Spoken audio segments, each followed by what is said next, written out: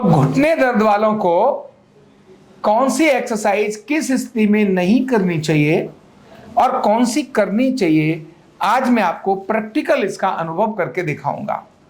क्योंकि इनको घुटने की तकलीफ है और इन्होंने ही मुझे पूछा कि मैं इस कंडीशन में कौन सी एक्सरसाइज करूं और कौन सी न करूं। तो मैं यहां थोड़ा एक बार एक्सरे में आपको दिखाता हूं, आप भी देख लीजिए। जब ये घुटने का एक्सरे हम खड़ी पोजीशन में कराते हैं तो ये यहां दोनों में से किसी एक एरिया में चिपक जाता है। जो इसका स्पेस है ना, ये रिड्यूस होता है खड़ी स्थिति में।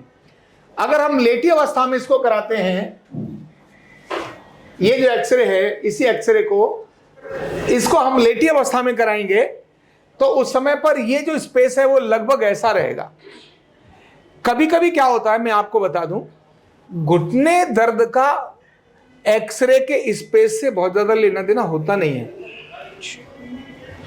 ये जो पेशेंट है इसको भी घुटने का दर्द था, लेकिन अगर मैं ये देखूं तो बिल्कुल नॉर्मल है, नॉर्मल से भी ज्यादा अच्छा है अगर मैं बोलूं तो, इतना है। तो घुटने दर्द का एक्सरे से कोई लेना देना नहीं है।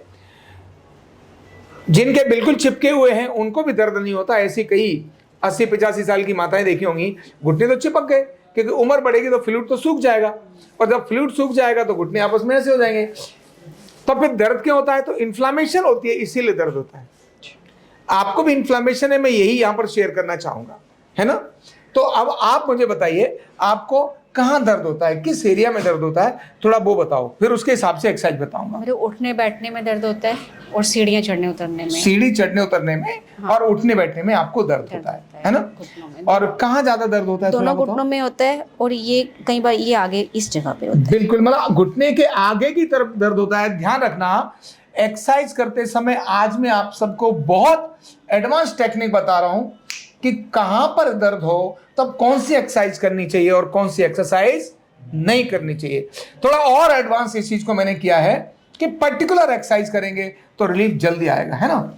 अब आप बैठ जाओ। बैठने का तरीका वही है जैसे मैं हाथ करा के ऐसे बिठाता हूं, बैठो, हाँ ऐसे करके, और वेरी गुड, ऐसे ही बैठना है। अब आप पैर सीधे कर लो, ठीक है। देखना, ध्यान रखना, इसको दिखाओ जरा, घुटने को कहां दर्द है पर्टिकुलर, और मैं जो चीज बताऊंगा अभी।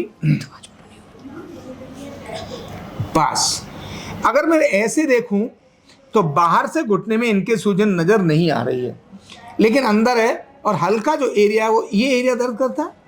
कौन सा दर्द करता है? ये तो पूरा ही करता है, ये पूरा ही दर्द करता है। और इसका, ये वाले का, इसका भी पूरा करता है, लेकिन यहाँ कभी कभार जैसे ऐसे मुड़ते हैं तो करता है। तो मैं आपको आज बताऊंगा इस घुटने की अलग एक्सरसाइज और इस घुटने की अलग एक्सरसाइज। नॉर्मली कोई तो जनरल एक्सरसाइज होती है, पर इसकी अलग। जिसका पूरा घुटना दर्द करता है, इसको नीचे करो, फिर एक्सरसाइज ठीक से होगी, तो मसल्स टाइट हो जाएंगे। जिसका पूरा घुटना दर्द करता है उसे पूरे घुटने के हिसाब से एक्सरसाइज करनी है, और जिसका केवल अंदर की तरफ ये वाला एरिया दर्द करता है तो ये वाले के लिए अलग से एक्सरसाइज करनी है। इसके लिए क्या करना है, जो इधर वाला है, इसका मतलब ये है कि यहाँ के जो ये मसल हैं, तो ये ग्रिप करते हैं, ये ग्रिप करने वाले मसल्स में कहीं कुछ लूजपन आ गया और घुटने में आ गई इन्फ्लामेशन, इसके कारण ये दर्द आता है। अगर हम इसको यहाँ से कुछ भी ऐसा करें जिससे ये ऐसा हो जाए, कैसा, ऐसा हो जाए। अब आप देखना, अभी आप चेक करके देखना, मैं सिर्फ सिंपल एक एक्सरसाइज करके दिखा रहा हूं। इस घुटने को नहीं कह रहा हूं कुछ, सिर्फ इस घुटने के लिए कह रहा हूं, ठीक है। अब आप इस घुटने को यहां किसी चीज से भी, किसी चीज सपोर्ट से, कैसे होगा, मतलब ऐसे किसी चीज के नीचे इसको ले लो, जैसे हम फंसा लेते ना किसी, जैसे सामने स्टूल रखा है तो आप स्टूल, ये वाली एक्सरसाइज करना। ये उंगलियों पर नहीं, ये अंगूठे और उंगली दो चीजें हो सकती हैं। और जैसे मान लो अब आप मेरे पैर को, अपने पैर को ऐसे करो, मेरे पैर को उठाओ और उठाओ और उठाओ और उठाओ और उठाओ, वेरी गुड। ढीला छोड़ो, फिर से उठाओ, फिर से उठाओ, फिर से उठाओ, फिर से उठाओ। कहाँ जोर आ रहा है? पूरा आ रहा है, नहीं आ रहा है? अभी नहीं आ रहा। छोड़ो नीचे, हाँ चलो, फिर उठाओ, फिर उठाओ, फिर उठाओ, रिलैक्स। अभी मैं इसको कुर्सी पर बिठाकर इसी एक्सरसाइज को करके दिखाता हूं। तो ऐसे कुर्सी पर बैठकर सामने कुछ भी ऐसी चीज हो जिसके अंदर आपका पैर फंस जाए, उस पैर को फंसा के उसको उठाने की कोशिश करना, पर ऐसा हल्की चीज ना हो, पता पड़ा थोड़ा उठाया और वो लुढ़क गया। पैर सीधा करो, मतलब और लाओ बस। अब यहां जैसे मेरे पैर को, मेरे हाथ को उठाओ, अपने पैर से उठाओ और उठाओ और उठाओ और उठाओ, लगाओ दम और उठाओ और उठाओ और उठाओ। Very good. ढीला छोड़ दो। फिर से मेरे हाथ को ऊपर ले जाओ, हाँ ले जाओ और ले जाओ। ढीला छोड़ दो। पैर नीचे ले जाओ, फिर से उठाओ, हाँ उठाओ, शाबाश।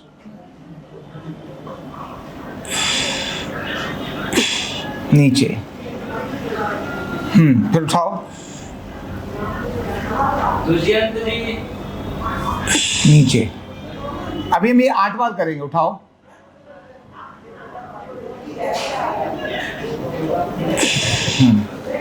इस जगह वो आ रहा है, स्ट्रेस आ रहा है ना। मैं यही इसी नस पर, अब मैंने बोला था ना कि इस पर्टिकुलर मसल पर मुझे स्ट्रेस चाहिए, जिससे ये यहां से इधर खिंच जाए।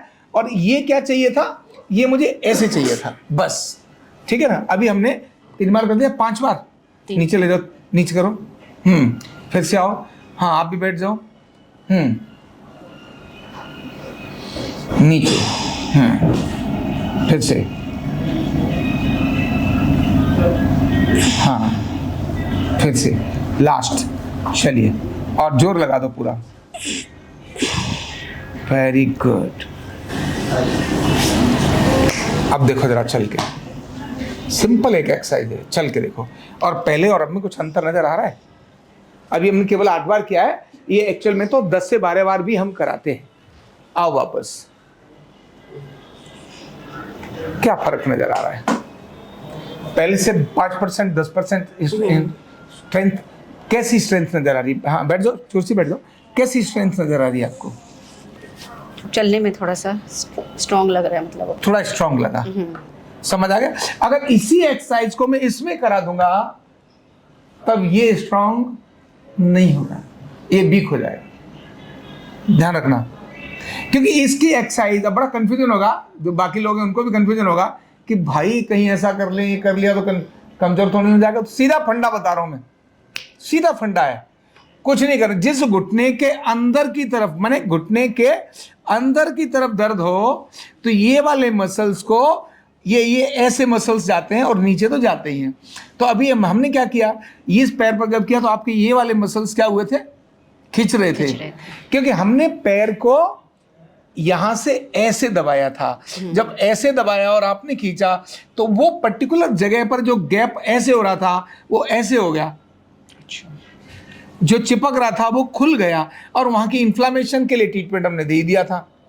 तो इन्फ्लामेशन तो करेंगे ठीक ट्रीटमेंट से, लेकिन आप इस जगह के गैप को मेंटेन करने का काम करेंगे। ये सिंपल एक्सरसाइज समझ आ गई?